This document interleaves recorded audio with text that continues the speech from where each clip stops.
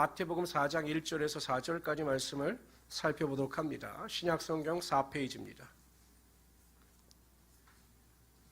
신약성경 4페이지 마태복음 4장 1절에서 4절까지 말씀이 되겠습니다.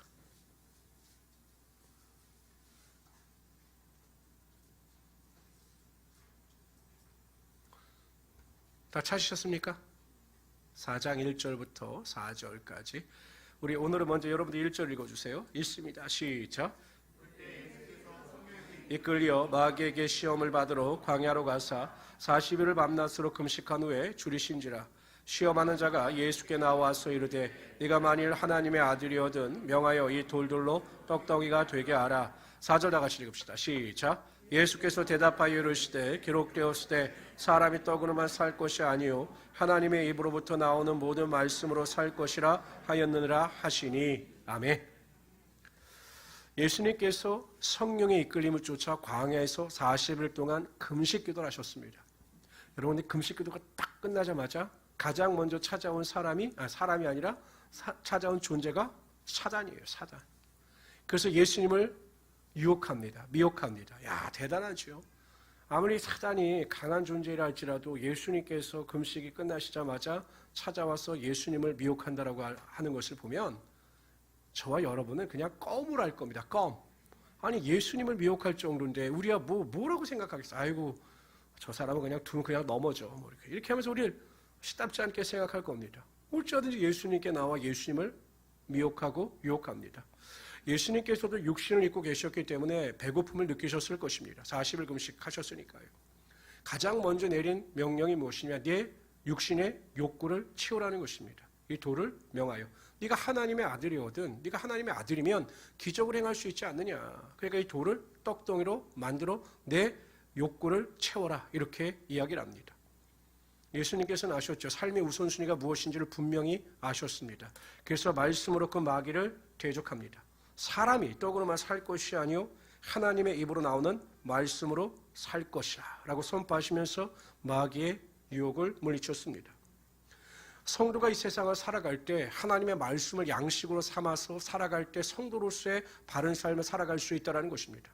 사람이 밥을 먹지 아니하면 존재할 수 없는 것처럼 생명을 유지할 수 없는 것처럼 하나님의 영의 양식을 먹지 않는 성도는 이 세상에 영적인 존재로서 살아갈 수 없다는 것입니다.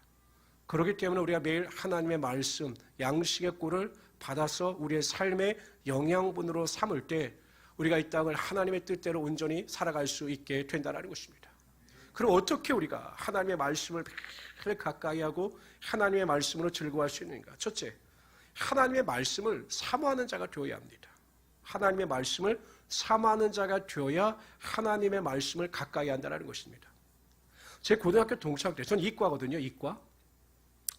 제가 이과였는데 이과는 보통 문과 과목이에요. 근데 저희는 솔직히 저희가 대학 입학 학력고사를 볼 때 16과목을 봤어요. 16과목. 제 외국어까지 포함해서. 그러다 보니까 이제 나중에 이 입학 시즌에 다가오면 포기하는 이 과목이 생겨요.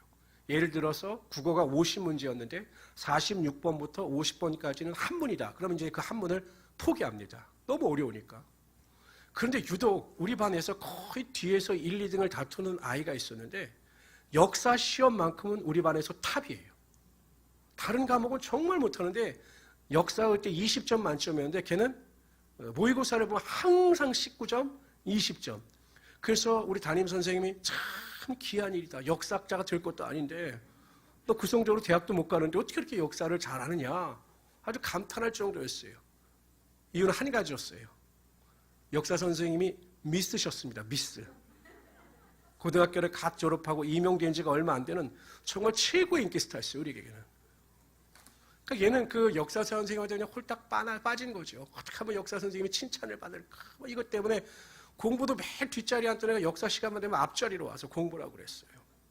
야, 그때 느꼈죠. 선생을 좋아하면 학과 점수가 좋아질 수 있겠구나. 그래서 그 친구가 하여튼 역사 시험은 거의 만점을 받았습니다. 똑같은 거예요. 우리가 누군가를 사랑하면 그 사람이 가지고 있는 그 모든 것에 대해서 우리가 관심과 의미를 가지게 되어 있는 것입니다. 여러분, 군대 훈련소에서 가장 기쁜 편지가 누구의 편지일까요? 병관 형제는 지금 그 말하면 안 되겠구나. 결혼한 사람들은 끝까지 오리발을 내미셔야 됩니다. 저는 저희 집사람이 보내준 편지였어요. 매일 편지를 보내줬어요. 매일 편지를. 그리고 그 편지를 그때는 네모반에서도 못 읽어요.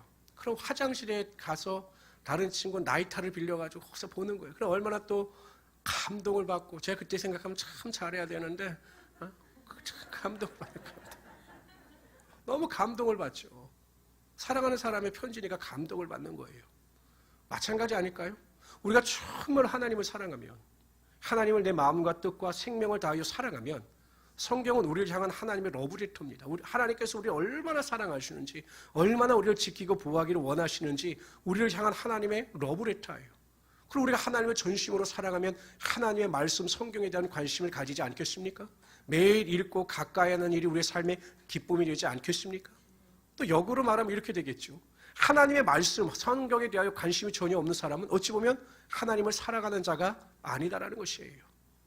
성도 여러분, 정말 하나님을 진심으로 사랑하심으로 말미암아 하나님의 말씀을 사모하시고 하나님의 말씀 안에서 참된 기쁨과 행복을 누리며 살아갈 수 있는 하나님의 귀한 성도들이 되시기를 주님의 이름으로 축원합니다. 시편 기자는 이렇게 고백합니다. 다 같이 읽어봅시다. 시편 119편 131절입니다. 시작. 내가 주의 계명들을 사모함으로 내가 입을 열고 헐떡였나이다. 얼마나 하나님의 말씀을 사모했으면 입을 열고 헐떡였다라는 것입니다.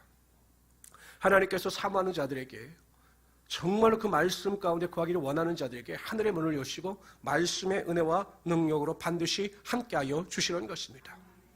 중요한 게 있어요. 마태복음 13장에 보면 천국의 비유가 나옵니다. 씨 뿌리는 자의 비유가 나와요. 거기서 여러분, 씨가 중요합니까? 밭이 중요합니까? 에? 씨?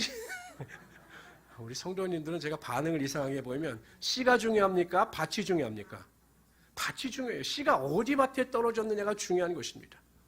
우리가 하나님 안에서 우리의 마음밭이 옥토밭이 되면 어떠한 말씀을 받든지 간에 그 말씀 가운데 하나님의 은혜와 능력이 반드시 나타나게 되어 있는 것입니다.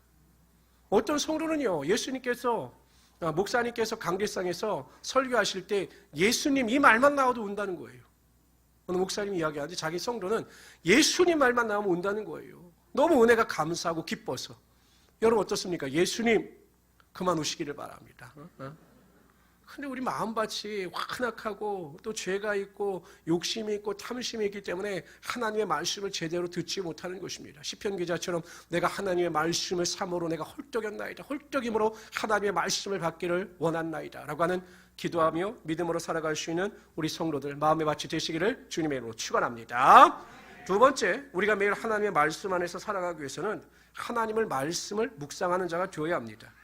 시편 1편 1절 3절은 이렇게 말씀하셔요. 복 있는 사람은 악인의 길을 쫓지 아니하며 주인의 길을 서지 아니하고 오만한 자의 자리에 앉지 아니하고 오직 여호와의 율법을 즐거워하여 그 율법을 주야로 묵상하는 자로다. 저는 실맥가에 심은 나무가 시절을 쫓아 과실을 맺히며 그 잎사귀가 마르지 아니한 같으니 그 행사가 다 형통하리라. 여기서 묵상이라고 하는 단어가 나옵니다. 주야로 묵상한다. 근데 우리가 보통 묵상하면 명상을 생각합니다. 명상. 아무 생각 없이 조용하게 기도하는 걸 묵상이라고 생각을 하는데 이 히브리 원어의 정확한 의미, 묵상의 의미는 그렇지 않아요. 원래 이 묵상이라고 하는 하가라고 하는 것이 히브리 원어가 어디에서 비롯됐냐면 비둘기 아시죠? 비둘기. 비둘기가 어떻게 웁니까? 구구구구구 울지 않습니까? 이 비둘기 우는 소리에서 파생된 이 히브리 원어가 하가예요. 하가. 근데 이 묵상이라고 하는 히브리 원어의 그 단어가 바로 하가입니다.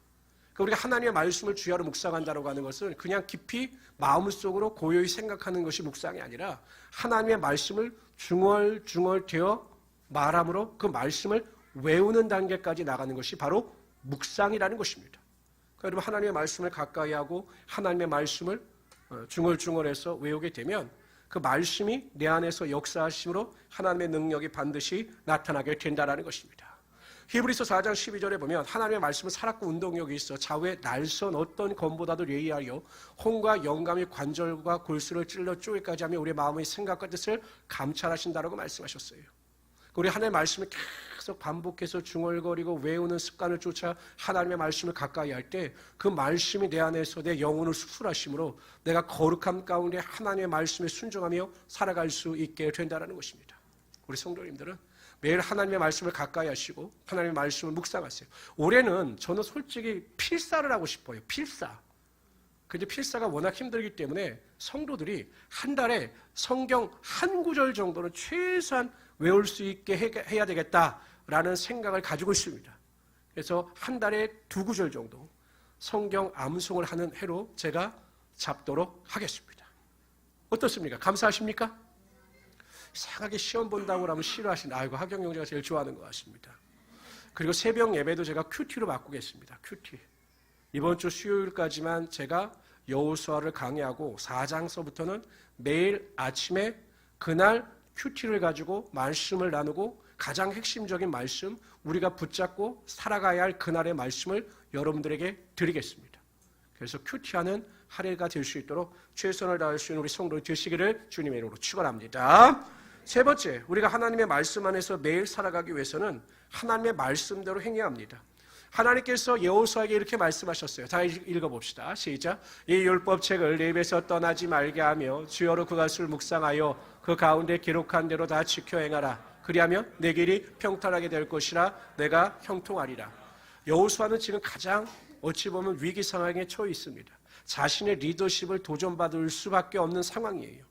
위대한 선지자 모세가 자신의 전에 지도자였기 때문에 그 뒤를 이어 자신은 단지 모세의 몸종이었거든요.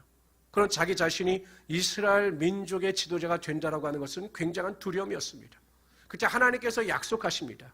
내가 네게 준 명령, 하나님의 말씀을 지켜 행하라. 그리하면 내가 형통하리라. 내가 너와 함께 할 것이다.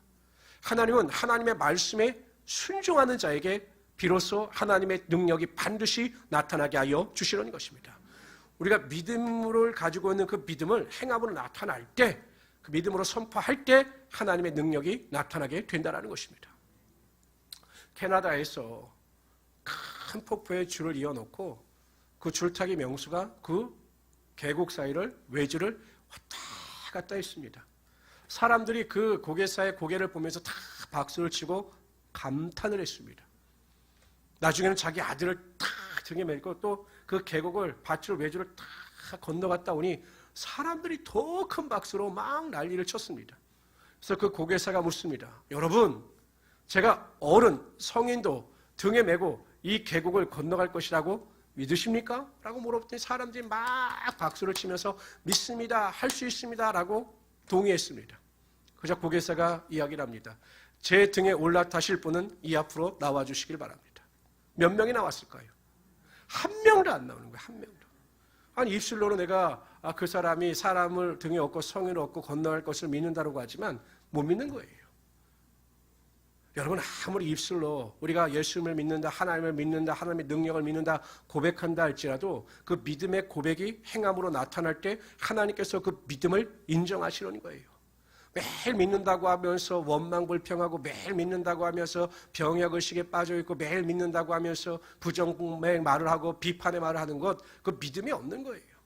항상 믿음은 열매가 나타나게 되어 있다는 것입니다. 하나님께서 아브라함에게 독자 이삭을 내가 지시할 한 땅 모리아에 있는 산으로 끌고 가서 그를 번제로 드리라고 명령하셨어요. 그래서 아브라함이 즉시 순종하여 이삭을 데리고 가죠. 드리는 흉내만 낸 게 아니에요. 하나님께서 언제까지 번제로 드리라 이렇게 명령하시지 않으셨거든요. 그러면 뭐 한 5km를 걸어가는데 한 2시간씩 천천히 걸어가도 되는 것 아니겠어요? 그럼 즉각 명령에 순종하여 그 모리아 산에서 자신의 아들을 번제로 드리려고 할 때 주의 천사가 나타나서 급히 부르면서 아브라함아 아브라함아 부르면서 그것을 멈추게 하셨습니다. 그리고 말씀하신 것이 무엇입니까? 내가 내 독자 아들 이삭을 아끼지 않는 게 나에게 드리는 것을 보고 네가 비로소 나를 경외하는 줄 알았다 라고 그의 믿음을 인정하시며 그의 삶에 형통이 임할 것이다 라고 약속하여 주신 것입니다. 그러니까 아브라함이 자신의 믿음을 나타내 보인 거예요. 죽은 자를 살리시는 하나님의 능력을 믿은 겁니다. 그래서 번제로 드리려고 할 때 하나님께서 말리시는 거예요. 끌고 갈 때 말리신 게 아니에요. 이삭을 끌고 갈 때 하나님께서 나타나서 됐다 그만해라 내가 네 믿음을 보았다 이렇게 하시지 않았어요. 죽이려고 할 때 하나님께서 그 행함을 보시고 나타나셔서 그에게 형통의 복을 허락하여 주시는 것입니다. 성도 여러분, 여러분들이 오늘 이 자리에 나와서 기도하는 이유도 하나예요. 하나님께서 약속대로 구하는 자들에게 하나님의 능력과 기적이 나타나게 하여 주실 것을 믿기 때문에 이렇게 행함으로 나와 기도하고 있는 것입니다. 하나님께서 여러분의 기도, 행함의 기도를 절대 외면하지 아니하시고 기도의 능력이 오늘 이 밤을 통해서 반드시 여러분 삶 가운데 임하게 하여 주실 것입니다. 그래서 항상 입술로가 아니라 말로만이 아니라 말로는 만리장성도 쌓았잖아요.